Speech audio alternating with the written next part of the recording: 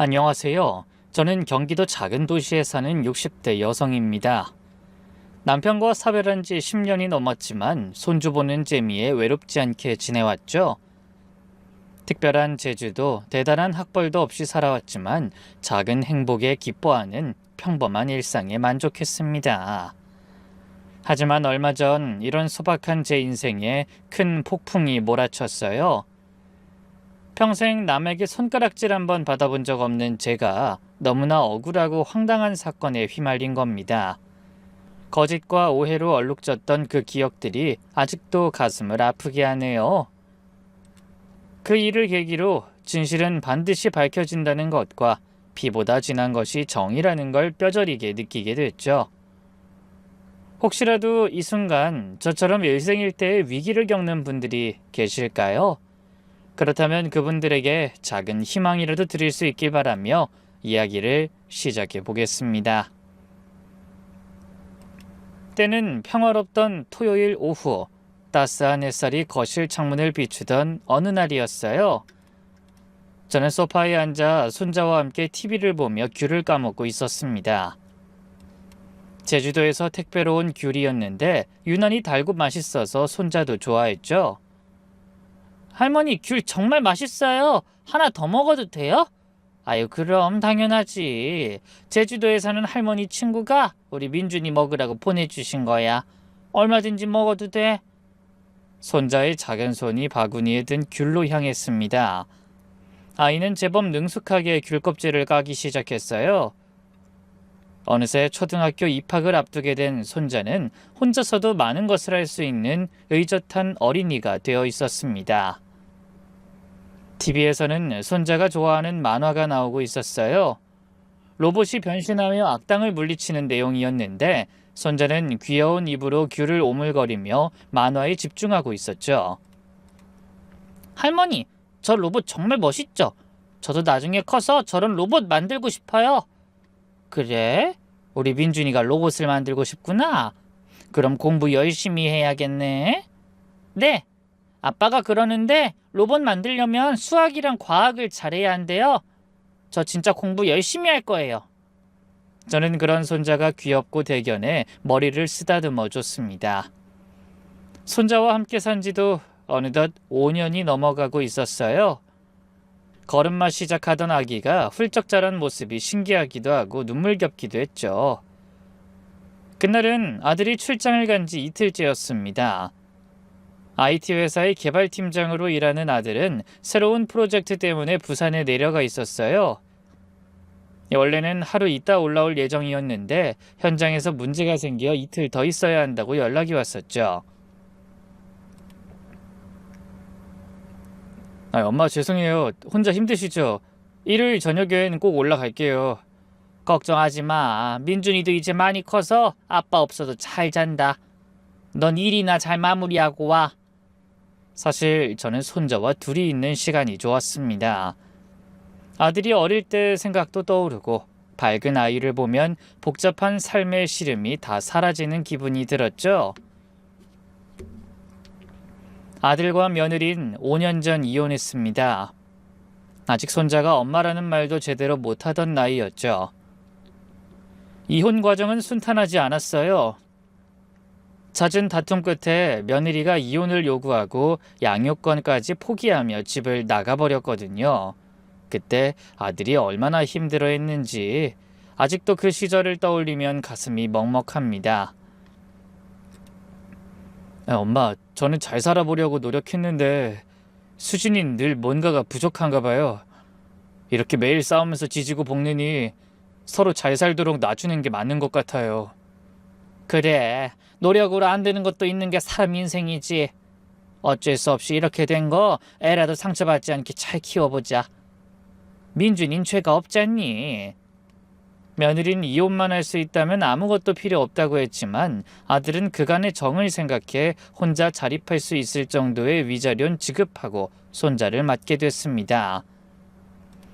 저희는 아이와 친엄마의 만남을 막진 않았는데 며느리가 아예 연락을 끊고 한 번도 손자를 보러 오지 않았어요. 생일이나 어린이날, 크리스마스에도 연락 한 통이 없었죠. 처음에는 손자가 울면서 엄마를 찾기도 했지만 시간이 지나면서 자연스럽게 잊어가는 것 같았습니다. 제가 엄마의 빈자리를 채워주기 위해 무척 노력했거든요. 할머니는 우리 민준이만 있으면 무서울 게 하나도 없어. 세상에서 우리 손자가 제일 귀하고 소중하거든. 혹시라도 아이가 주눅들거나 그늘질까봐 자존감을 키워주기 위해 노력했고 눈이 마주칠 때마다 사랑한다고 말해줬습니다.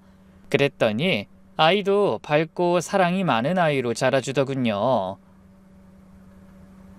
손자는 항상 유치원 버스에서 내려 저에게 달려와 안기며 큰 소리로 외쳤어요. 할머니 보고 싶었어요. 이거 민준이가 할머니 생각하면서 그린 거예요. 할머니가 세상에서 제일 예쁘거든. 이런 손자의 말 한마디 한마디가 제겐 선물 같았습니다. 비록 늦은 나이에 다시 육아를 시작하게 되었지만 전혀 힘들지 않았죠. 오히려 아이 덕분에 노년이 외롭지 않았고 어린 손자를 잘 키우기 위해 건강에도 더 신경 쓰게 됐어요. 거실 탁자 위에는 손자가 유치원에서 그린 그림이 놓여 있었습니다. 가족을 그리라는 선생님의 말씀에 아이가 당당하게 엄마 대신 저를 그려 넣었더라고요. 어린 손자에게는 아빠와 자신, 그리고 늘 그림자처럼 곁을 지켜주는 제가 가족이었던 겁니다. 그림에 들어갈 엄마가 없다고 해서 슬퍼하거나 괴로워하지도 않았어요. 할머니, 친구들이 왜 우리 가족 중에 엄마는 없냐 그래서 난 할머니가 엄마도 되고 할머니도 된다고 했어요. 그럴 때마다 코끝이 찡해졌죠. 아이의 속 깊은 말이 고맙기도 하고 가슴 아프기도 했거든요. 이런저런 생각에 빠져 있을 때 만화가 끝나자 손자가 화장실에 간다며 자리에서 일어났습니다. 그 사이 저는 창밖의 공원 놀이터를 바라보며 잠시 고민했어요. 날씨가 좋으니 손자와 놀이터에 나가서 그네도 타고 미끄럼틀도 타야겠다고 생각했죠. 손자가 특히 그네 타는 것을 좋아했거든요. 할머니, 더 높이 밀어주세요. 그래서 제가 다치지 않을 정도로 그네를 밀어주면 깨르륵거리는 아이의 웃음소리가 하늘로 울려 퍼졌고 그 소리를 들으며 저도 따라 웃었습니다. 잠시 후 화장실에서 돌아온 손자가 다시 제 옆에 앉았어요. 그래서 놀이터에 나가 놀자는 말을 꺼내려는데 아이가 먼저 물었죠. 할머니, 아빠는 언제 와요? 아빠는 아직 일이 덜 끝나서 내일 저녁에 온대. 왜, 아빠 보고 싶어? 네. 아빠가 레고로 우주선 만들어주기로 했거든요. 그래? 재밌겠네. 그건 아빠 오시면 만들고 오늘은 할머니랑 놀이터 갈까? 네, 좋아요. 그래서 아이와 놀이터에 나가보려고 일어서려는 찰나 갑자기 누군가 거칠게 대문을 두드리는 소리가 들렸습니다. 이 쿵쿵거리는 요란한 소리에 저와 손자가 동시에 깜짝 놀랐어요. 저는 소파에서 일어나 현관문을 열고 고개를 내밀며 물었죠. 누구세요? 토요일 오후에 찾아올 사람이 없어서 의아했죠. 택배 시킨 것도 없었고 주말에는 찾아올 이유도 없었거든요. 하지만 제 물음엔 답이 없고 문 두드리는 소리만 거세졌습니다. 아니, 두드리는 게 아니라 문을 거의 때려 부수는 수준이었어요. 아니, 잠시만 기다리세요. 기분이 이상했습니다. 보통 사람들은 초인종을 누르거나 대문을 두드려도 예의 있게 노크를 하잖아요. 근데 그 소리는 마치 화가 난 사람이 신경질적으로 성질을 내는 것 같이 들렸거든요. 그래서 혹시나 하고 문을 여는 대신 인터폰을 눌러 대문 앞을 확인해봤죠. 그때 화면에 나타난 사람을 보고 깜짝 놀랐습니다. 긴 머리를 흩날리며 성난 표정으로 서 있는 여자. 5년 만에 보는 얼굴이었지만 한눈에 알아볼 수 있었어요. 바로 이혼하고 집을 나가 연락 한 번이 없던 전 며느리였습니다. 놀란 제가 얼음처럼 굳어 아무 말도 못하자 더는 참지 못한 며느리가 있는 대로 화를 내며 소리쳤어요. 문 열어. 당장 문 열라고! 전 며느리의 날카로운 목소리가 대문을 뚫고 마당을 건너 날아왔습니다. 하지만 너무나 갑작스러운 상황에 당황한 저는 어떻게 해야 할지 몰라 떨리는 목소리로 물었어요. 누구세요? 혹시라도 제가 착각한 건 아닐까 싶은 마음에 먼저 아는 척하지 않았죠. 어머님, 저예요, 수진이. 벌써 제 목소리도 잊으신 거예요? 사람 계속 세워놓지 말고 빨리 문 좀 열으라고요. 역시 전 며느리가 맞았습니다. 그런데 5년 동안 연락 한 번이 없더니 갑자기 나타나 왜 그렇게 화를 내는지 어이가 없었네요. 수진이? 아니, 네가 여긴 무슨 일이야? 내 아들 어딨어? 민준이 내놔! 며느리의 고함에 흠칫 놀랐습니다. 이혼하고 한 번도 찾지 않던 아이를 갑자기 내놓으라니 무슨 경우인지 모르겠더라고요. 수진아, 왜 이러는지 모르겠지만 일단 진정하고. 하지만 제 말이 끝나기도 전에 문을 발로 차는 소리가 났습니다. 이 벼락 같은 소리에 깜짝 놀라 몸이 굳어졌죠. 빨리 문 안 열어? 문 부수고 들어가기 전에 빨리 민준이 내놔! 두려움에 저도 모르게 현관에서 한 발짝 뒤로 물러났습니다. 이 광기 어린 목소리에 소름이 돋았어요. 도대체 무슨 일이 있었기에 갑자기 찾아와 행패에 가깝게 난리를 치는 건지 알 수가 없었죠. 전에도 살가운 성격은 아니었지만 그렇게 막무가내로 난폭한 아이는 아니었는데 뭔가 이상했죠. 할머니. 제 뒤에 서 있던 손자가 작은 목소리로 중얼거리며 다가왔어요. 아이도 무서웠는지 얼굴에 두려움이 가득했죠. 할머니, 무서워요. 누구예요? 왜 소리 질러요? 저러다 우리 대문 부수고 들어오면 어떡해요?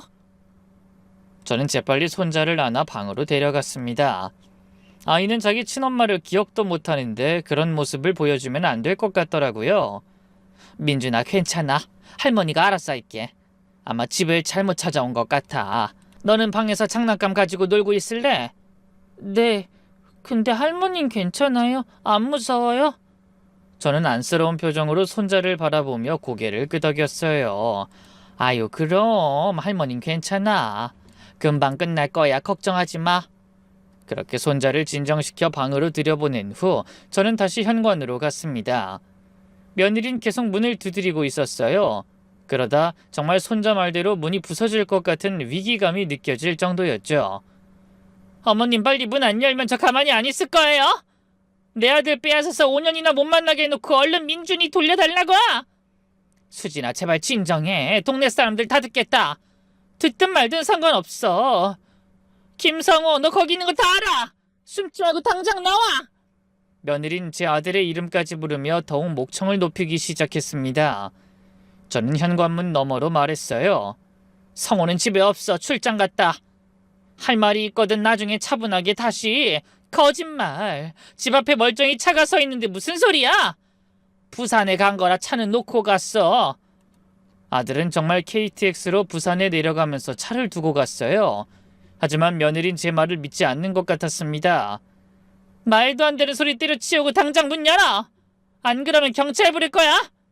너야말로 갑자기 찾아와서 이게 무슨 짓이야? 5년 동안 연락 한 번 없다가. 남이야. 내가 내 아들 보러 온다는데 언제 오면 어떻다고 따지고 들어? 배 아파 민준이 낳은 친엄마 나라고? 왜 내 아들 못 보게 해? 너무나 당황스러웠습니다. 며느린 이혼할 때 애한텐 미련 없다는 듯이 양육권을 포기하고 면접 교섭권도 신경 쓰지 않았어요. 근데 갑자기 무슨 소리를 하는 걸까? 정신이 없었죠. 그 사이에도 문은 더 세게 흔들렸습니다. 그대로 놔두면 정말로 문을 부수고도 남을 기세였어요. 온 동네에 며느리의 고함이 울려 퍼지고 있었죠. 평화롭고 조용한 주말이라 분명 이웃들에게도 그 소리가 다 들릴 것 같았어요. 이건 유괴야. 내 아들을 감금하고 5년이나 친엄마랑 못 만나게 한 거라고? 누가 좀 도와주세요. 며느리의 말도 안 되는 소리에 저는 기겁했습니다. 수진아, 너 지금 무슨 소리라는 거야? 유괴라니? 너무 황당해서 말문이 막혔죠. 제가 손자를 유괴했다니. 며느리가 버리다시피 한 아이를 제가 5년 동안 사랑으로 키웠다는 걸 알만한 사람들은 다 알고 있었어요. 그때 거실 탁자 위에 올려놓은 제 핸드폰이 울렸습니다. 다급하게 화면을 확인하니 부산에 있는 아들이었어요. 저는 떨리는 손으로 얼른 전화를 받았죠. 엄마! 제가 대답하기도 전에 아들이 먼저 외쳤습니다. 평소에 차분한 목소리가 아니었어요. 그래, 성우야. 엄마 지금 어디세요? 집이죠? 혹시 수진이 거기 갔어요? 저는 깜짝 놀랐습니다. 아들은 이미 이 모든 상황을 알고 있는 것 같았어요. 너 어떻게 알았니? 지금 수진이가 대문을 발로 차고 난리도 아니다. 동네 시끄러서라도 문을 열어주고 얘기를 들어봐야 할 것 같아. 안 돼요, 엄마. 절대 문 열어주면 안 돼요.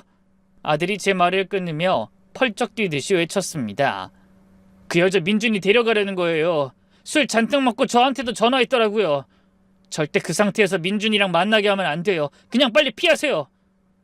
그럼 어쩌라는 거니? 저대로 계속 놔두면 정말 문을 부수기라도 할 것 같아. 그 여자라면 담을 넘더라도 집으로 들어올 거예요. 가뜩이나 술 먹어서 제정신 아닌 것 같더라고요. 그냥 민준이 데리고 어디라도 가 계세요.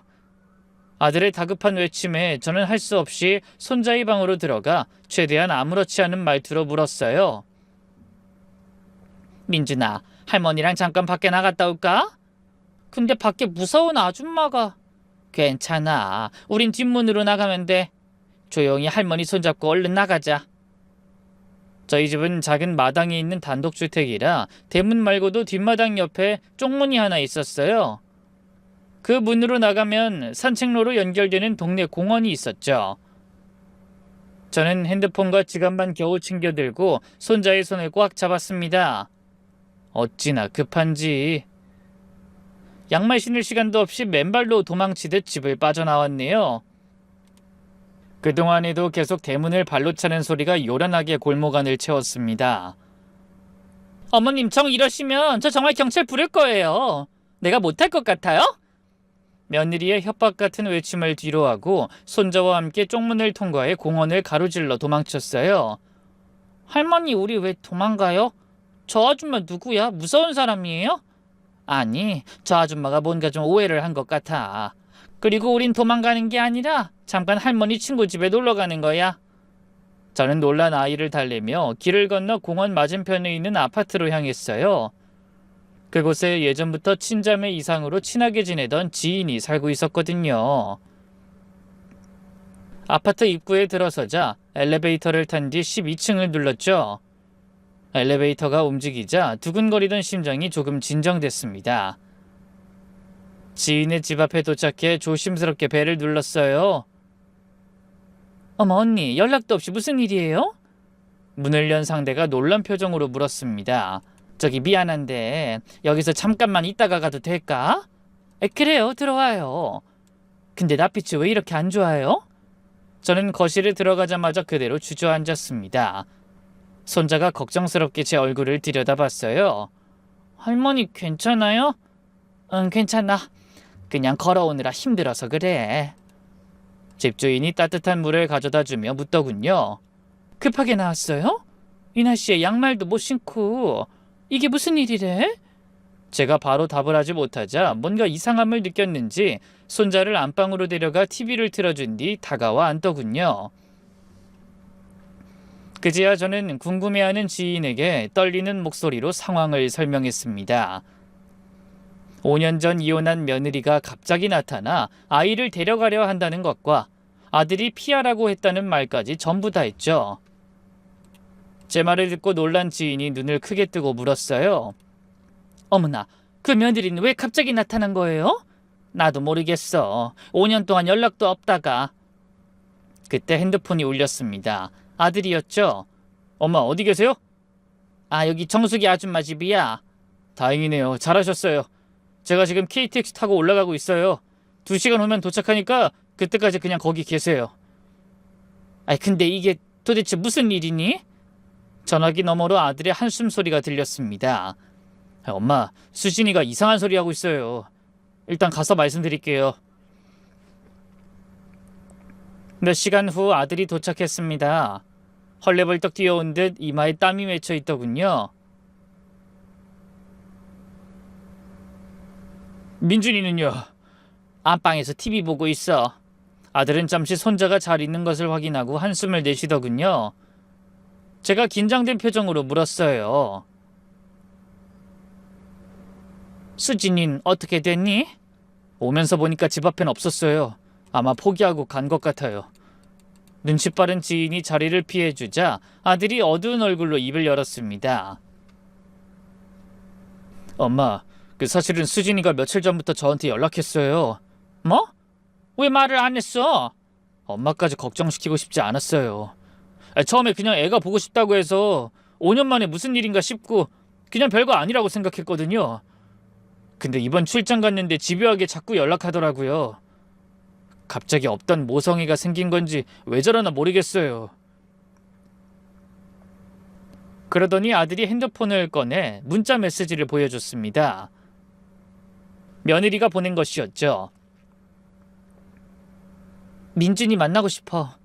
나 이제라도 엄마 노릇하고 싶어. 그동안 미안했어. 지금이라도 민준이 보게 해줘. 황당한 문자 메시지가 잔뜩 와 있었어요.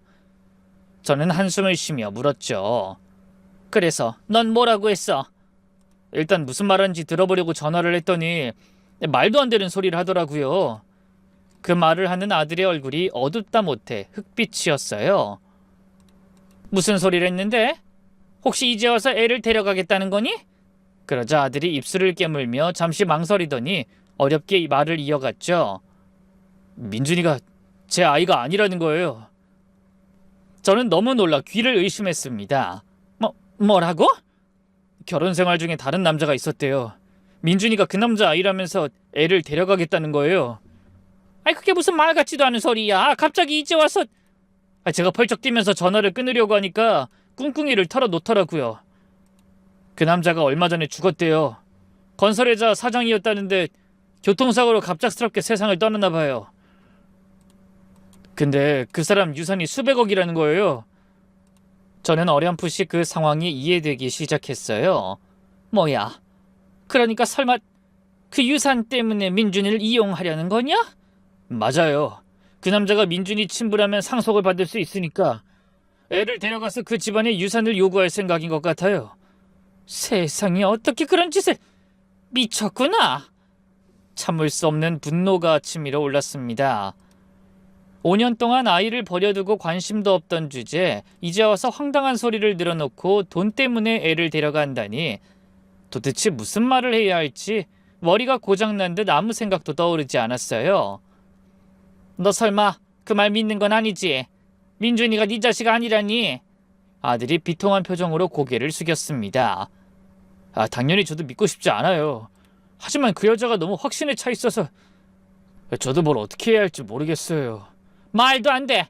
네 자식도 아닌 애를 이혼하면서 너한테 맡겼다는 게 말이 안 되잖아. 그렇긴 하지만 그 여자는 무슨 짓이든 할 수 있는 여자라서 당당하게 친자 확인하자고 하는 게 좀 불안해요. 그날 밤 집으로 돌아왔지만 쉽게 잠을 이룰 수 없었습니다. 세상 모르고 잠든 아이의 얼굴을 바라보니 눈물과 한숨만 나왔죠. 며칠 후 전 며느리에게서 또 연락이 왔습니다. 하지만 이번엔 직접 찾아오는 대신 변호사를 통해 법적인 움직임을 통보해 왔어요. 정수진 님이 친자 확인을 통해 양육권을 되찾길 바라고 계십니다. 아들은 고민 끝에 결심을 굳힌 모양이었죠. 엄마, 이대로 계속 피할 순 없을 것 같아요. 검사하고 당당히 수진이한테 맞서야 해요. 하지만 만약... 아니요, 제 아이가 맞을 거예요. 아무리 생각해도 그럴 리가 없어요. 지금 그 여자가 돈에 눈이 멀어서 제대로 된 판단을 못하는 것 같아요. 일주일 후 아들은 손자의 머리카락을 들고 검사를 요청하러 갔습니다. 아무것도 모르고 해맑게 제 곁에서 웃는 아이를 보니 가슴이 찢어지는 것 같았어요. 그리고 또 일주일 후 운명의 날이 왔습니다. 아들이 병원에서 준 봉투를 들고 백지청처럼 하얀 얼굴로 돌아왔더군요. 그 모습을 보고 저는 그냥 눈을 질끈 감아버렸어요. 성우야. 아들은 아무 말 없이 서류를 내밀었습니다. 저는 떨리는 손으로 봉투를 열어보고 그만 자리에 주저앉았네요. 믿을 수 없었어요. 그동안 제 손자라고 철석같이 믿어왔던 아이가 며느리가 불륜을 통해 얻은 내연남의 아이였습니다. 어떻게 이럴 수가? 아들은 무릎을 꿇고 흐느끼기 시작했어요. 엄마, 그래도 민준인 제 아들이에요. 제가 민준이 때문에 얼마나 행복했는데 이혼하고 그 힘든 시간을 애 때문에 이악 물고 버틴 거예요. 근데 저 아이까지 데려간다니. 저는 울고 있는 아들을 끌어안았습니다. 그래. 민준이 내 손주야. 무슨 일이 있어도. 하지만 우리의 마음과 달리 현실은 냉혹했습니다. 그날 저녁 전 며느리에게서 전화가 왔어요. 어머님, 그 사람 빨리 설득하세요. 친자 확인 진행하고 제 아이 돌려달라고요. 이 뻔뻔한 인간이 5년 동안이나 버려둔 주제 이제 와서 그런 말이 나와? 자꾸 지난 일 들춰내서 생색내실 거예요? 왜요? 애 키운 본전 생각나요? 알았어요. 애만 데려가기 협조하시면 그동안 양육비 들어간 거 섭섭치 않게 챙겨드릴게요. 어차피 안 주면 경찰에 신고할 거예요. 어머니가 제 아들 감금하고 있다고. 전화를 끊고 나니 기가 막혀 말문이 막혔습니다. 아무것도 모르는 손자는 장난감을 가지고 놀며 사랑스럽게 웃고 있었어요. 할머니, 아빠, 이거 봐요. 내가 만든 로봇이에요. 멋있죠? 그 해맑은 목소리가 아들과 제 가슴을 더욱 아프게 했네요. 시간이 지날수록 며느리의 공격은 더욱 집요해졌습니다. 그러다 급기야 기아마리를까지 벌이는 지경에 이르렀죠. 불안한 마음으로 하루하루를 보내던 어느 날 아침 일찍부터 초인종 소리에 놀라 달려나갔어요. 또 며느리가 찾아왔지만 이번엔 혼자가 아니었습니다. 낯선 여자 2명을 대동하고 나타났더라고요. 안녕하세요. 아동보호 전문기관에서 나왔습니다. 신고가 접수되어 확인차 방문했어요. 일행 중 한 명이 신분증을 보여주며 자신을 소개했어요. 저는 놀라서 눈을 동그랗게 뜨고 소리쳤습니다. 신고라뇨? 무슨 신고요? 아동 감금 및 학대 의심 신고가 들어왔습니다. 7살 난 아동이 이 집에 있다고 하는데 확인 좀 하겠습니다. 그 뒤로 며느리가 팔짱을 끼고 서 있었어요. 얼굴엔 승리의 미소가 가득했죠. 아니, 학대라뇨. 제가 애를 얼마나 정성 들여 키웠는데. 일단 아동을 확인해야 합니다. 협조해 주세요. 맘 같아서는 말도 안 된다며 내쫓고 싶었지만 어쩔 수 없이 문을 열었습니다. 손자는 거실에서 아침을 먹고 있었어요. 민준아, 이분들이 너 보러 오셨대. 손자가 고개를 들어 낯선 사람들을 바라봤습니다. 그때 며느리가 앞으로 나섰어요. 민준아, 엄마야, 엄마! 하지만 손자는 며느리를 제대로 알아보지 못했습니다. 당연했죠. 그동안 한 번도 찾아오지 않았으니까요. 할머니, 이 아줌마 누구예요? 아이의 말에 며느리의 얼굴이 굳어졌습니다. 민준아, 내가 네 엄마야. 기억 안 나? 전 엄마 없어요. 할머니랑 아빠만 있어요. 손자가 제게 바짝 다가와 팔을 꼭 붙잡았어요. 아이가 불안해하는 게 느껴졌습니다. 아동보호 전문기관 직원이 손자에게 조심스럽게 묻더군요. 민준아, 아줌마가 몇 가지 물어볼 게 있어. 대답해 줄래? 그 말에 아이가 고개를 끄덕이자 웃으며 다시 질문을 건넸어요. 혹시 누가 우리 민준이 때린 적 있니? 하지만 아이는 고개를 세차게 저었어요. 아니요, 그런 사람 없어요. 그럼 혹시 배고픈데 밥을 안 준 적은 없어? 아니요, 민준이 맨날 할머니가 해주시는 맛있는 거 잔뜩 먹어요. 우리 할머니가 해주는 계란말이 진짜 맛있는데. 질문을 끝낸 직원들은 집안을 둘러봤습니다. 손자방은 깨끗하게 정돈돼 있었고 옷장에는 계절별 옷들이 가득했어요. 책장에는 그림책들이 빼곡했고 장난감도 정리돼 있었죠. 일단 겉으로 보기엔 아이한테 별다른 외상이 없어 보이네요. 환경도 깔끔하고. 오늘은 여기까지 하겠습니다. 하지만 또 문제가 제기되면 그땐 좀 더 자세한 조사를 받으셔야 할 수도 있어요. 그때 며느리가 끼어들었습니다. 그런 것만 문제가 아니잖아요. 정서적인 학대도 문제죠. 제가 친엄마인데 아이가 절 못 알아보잖아요. 이혼하고 지난 5년 동안 시어머니가 애를 감금하고 절 만나지 못하게 했다고요. 저는 얼른 아이의 귀를 막았어요. 이 맘 같아선 저도 똑같이 소리치고 싶었지만 아이가 듣게 될 게 두려워 말을 아꼈죠. 확인 끝나셨으면 그만 나가주시겠어요? 아이가 놀랐을 것 같아요. 하지만 며느린 포기하지 않았는지 눈물바람을 했어요. 제가 이혼하면서 아이를 데려오지 못한 건 우울증이 있어서였어요. 치료 때문에요. 그런데 시어머니가 제 아들을 빼앗아 놓고 만나지 못하게 했어요. 아이한테 제 존재를 부정하면서 엄마는 없는 사람이라고. 이게 정신학대가 아니고 뭔가요? 몹쓸 며느리의 연기가 뻔히 보였지만 직원들은 중립적인 태도를 유지했어요. 일단 절차에 따라 처리하겠습니다. 오늘은 그만 가시죠. 직원들이 떠나자 며느리가 대문 앞에서 절 비웃으며 말했습니다. 어머님, 애 곱게 넘기세요. 안 그럼 앞으로도 이런 일 계속 생길 거예요. 민준인 절대 못 줘. 네가 아이를 사랑해서 데려가는 것도 아니고 돈 때문이잖아. 그래서요? 어쨌든 제가 친엄마라는 건 바뀌지 않아요. 그이는 애랑 아무런 관계도 없는 남이라고요. 못 믿겠으면 고집 부리지 말고 빨리 친자 확인해보라고요. 하지만 계속 거부하자 악몽 같은 날들이 시작됐습니다. 며느리는 기관이 아닌 경찰에도 신고했어요.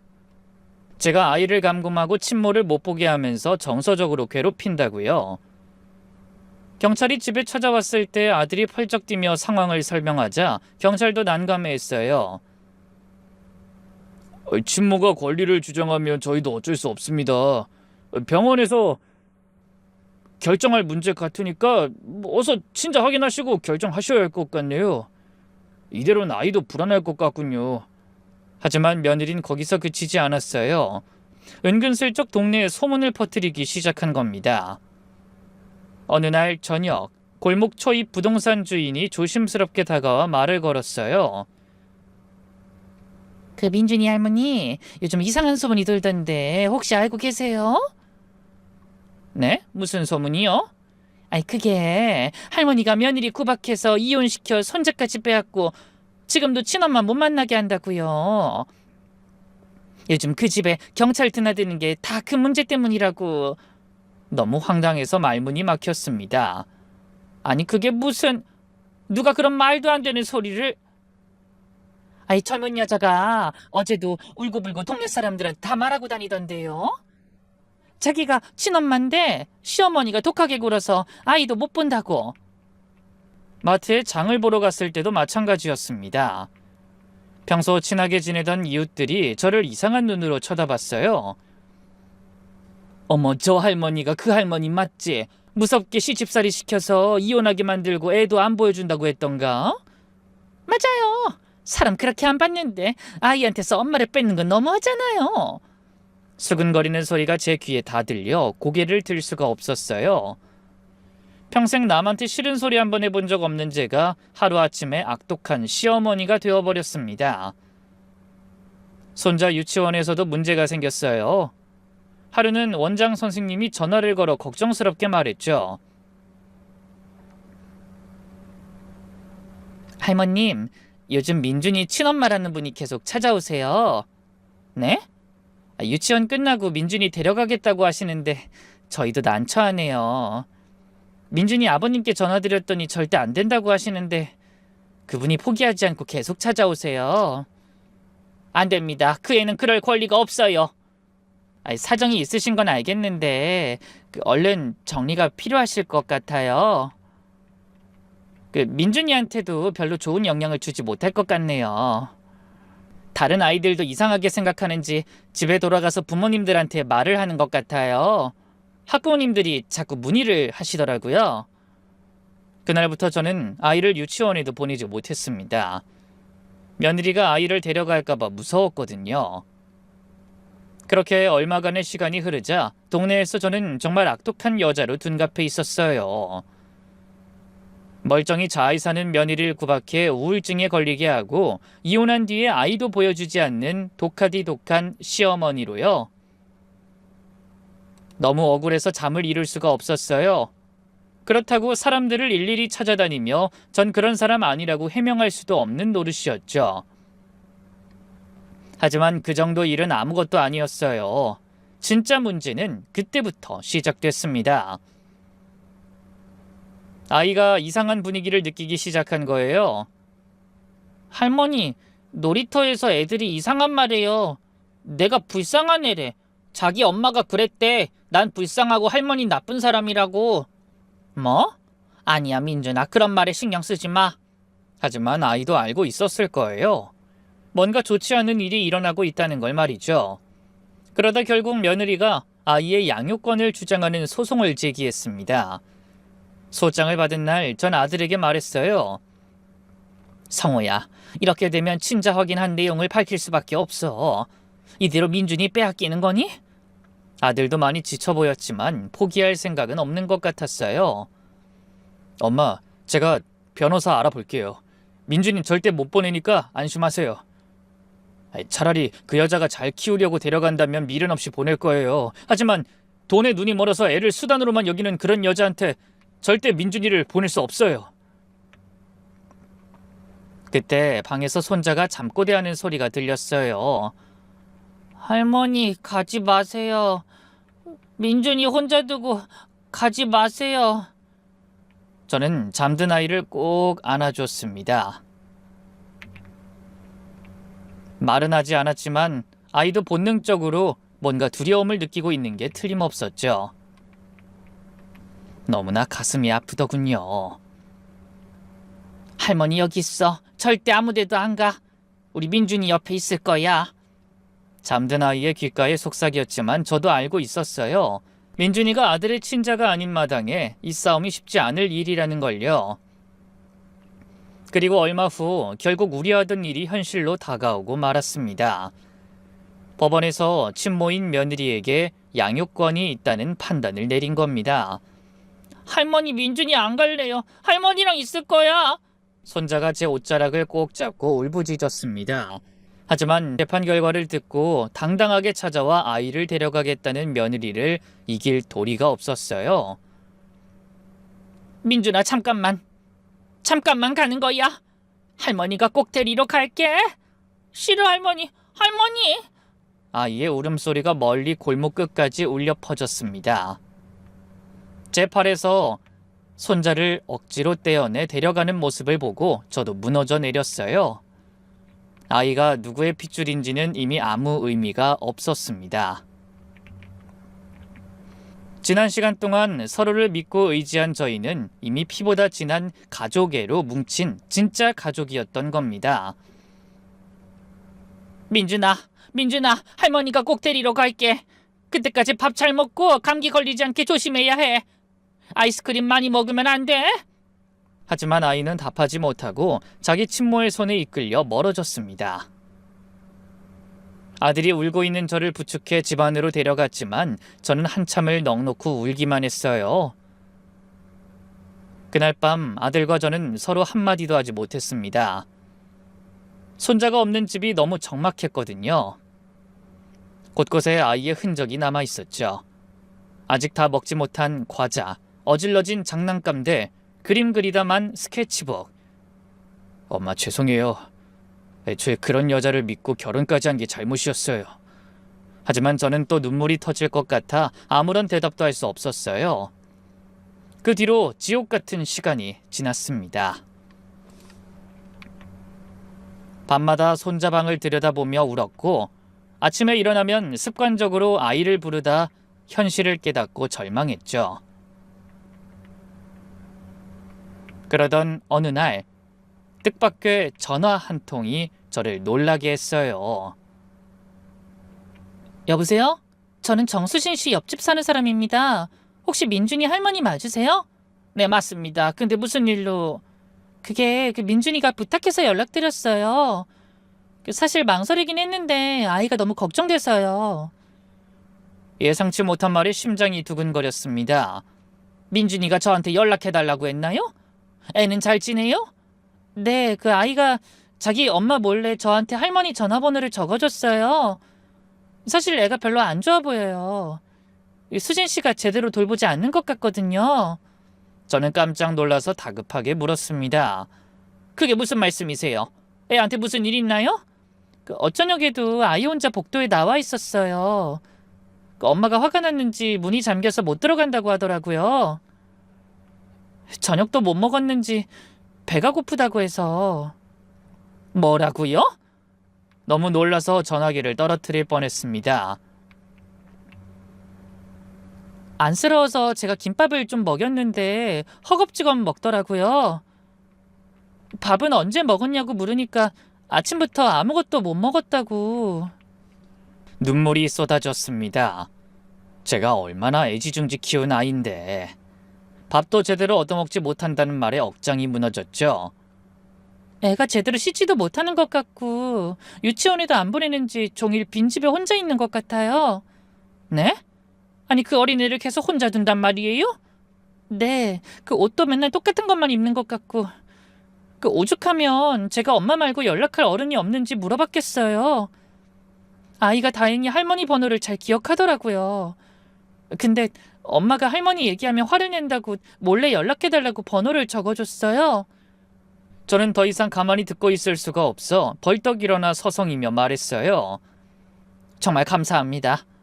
제가 민준이 데리러 갈게요. 전화를 끊고 곧바로 며느리의 집 앞으로 갔습니다. 이 초인종을 누르니 그토록 그리워하던 손자의 목소리가 들렸어요. 누구세요? 민준아 할머니야. 할머니! 문 너머로 아이가 울음을 터뜨리는 게 들렸어요. 할머니, 민준이 데리러 온 거예요?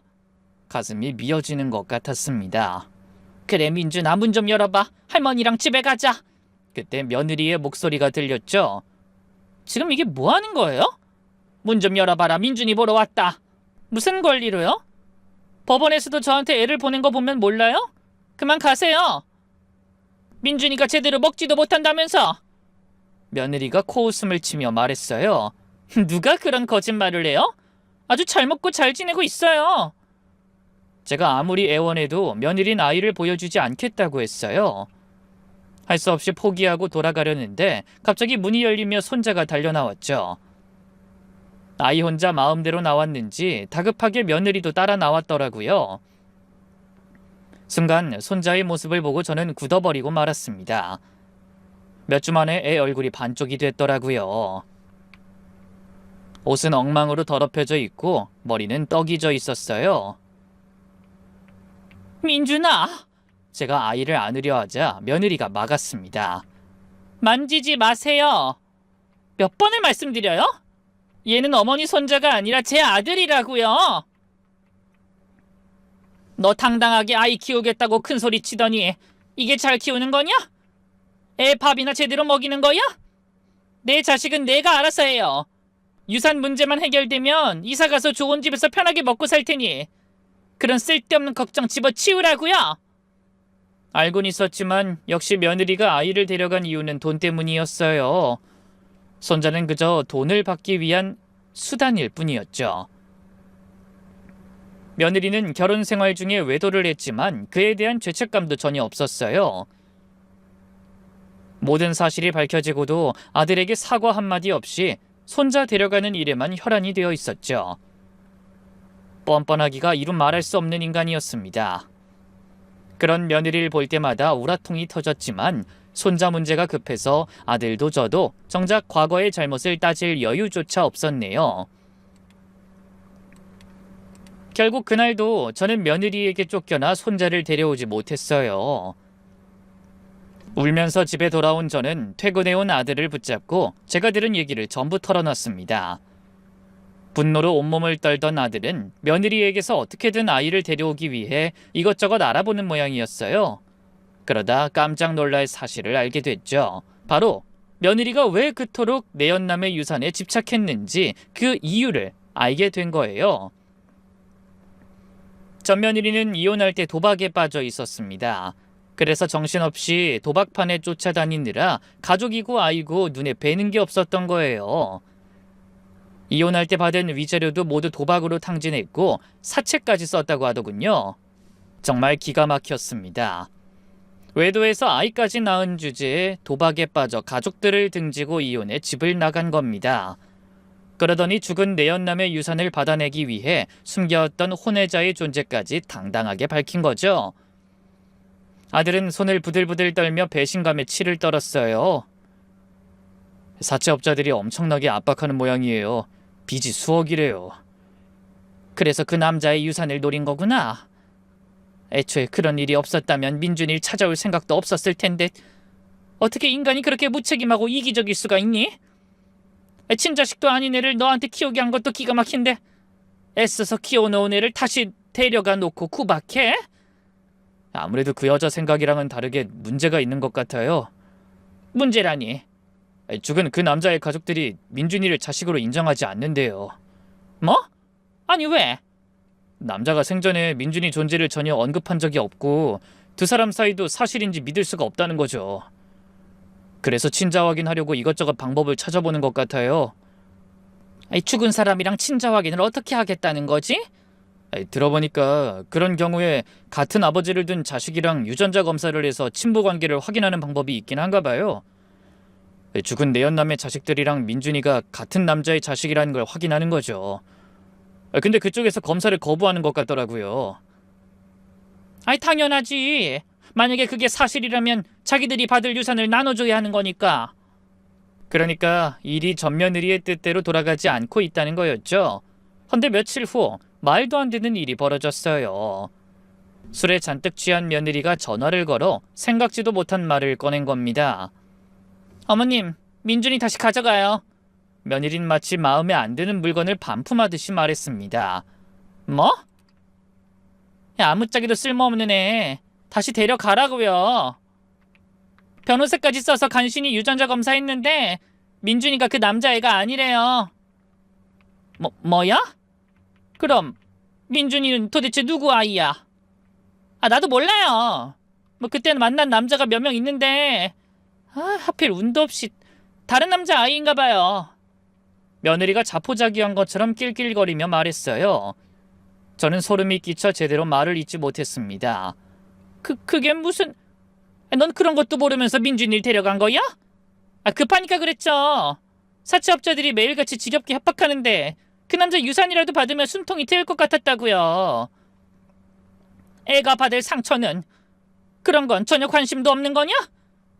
그러니까 다시 데려가라고 했잖아요.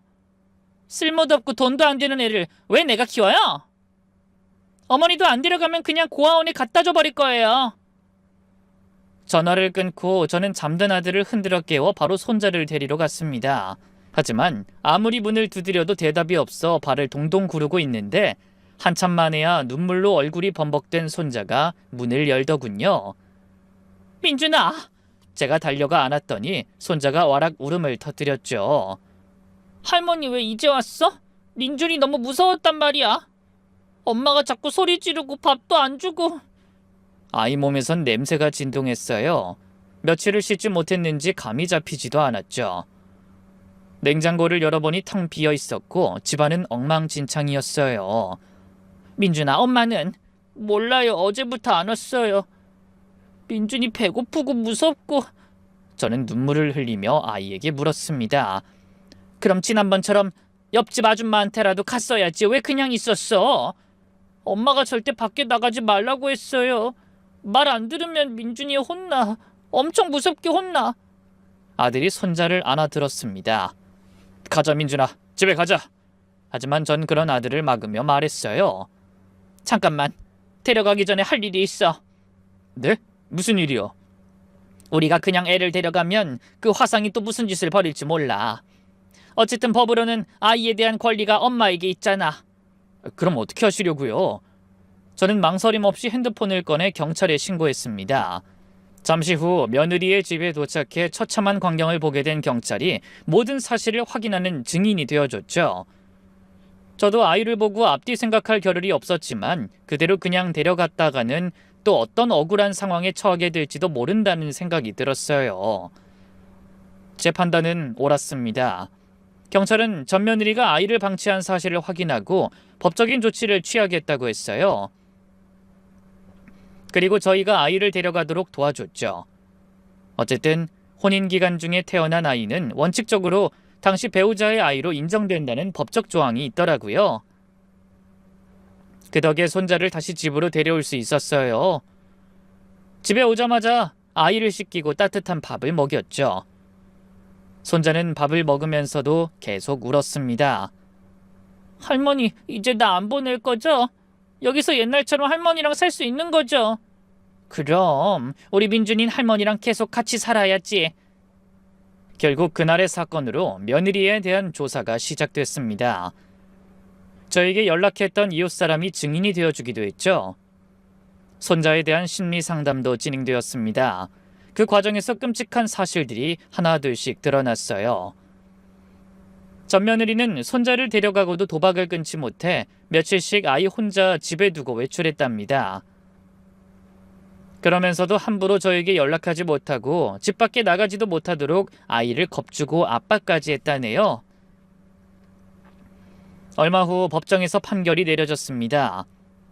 정수진은 아직 보호가 필요한 아동을 방임하고 정서적으로 학대한 혐의가 인정되어 친권 및 양육권을 박탈합니다.